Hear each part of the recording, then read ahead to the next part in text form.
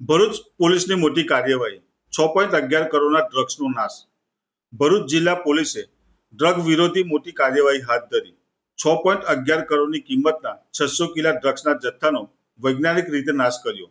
રાજ્યના ગૃહ વિભાગની સૂચના અનુસાર એનડીપીએસના મુદ્દામાલનો નિકાલ કરવા માટે ભરૂચ જિલ્લા ડ્રગ્સ ડિસ્પોઝલ કમિટીના અધ્યક્ષ અજય રાજના માર્ગદર્શન હેઠળ આ કાર્યવાહી હાથ ધરાઈ.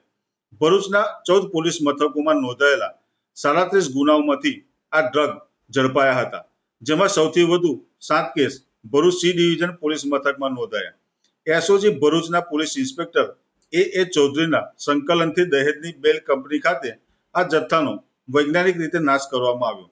આ કાર્યવાહી ડ્રગ્સના ગેરકાયદેસર વેપાર સામે પોલીસની કડક નીતિનું પ્રતિબિંબ છે, જે સમાજને નશામુક્ત બનાવવાનો પ્રયાસોને મજબૂત કરે છે.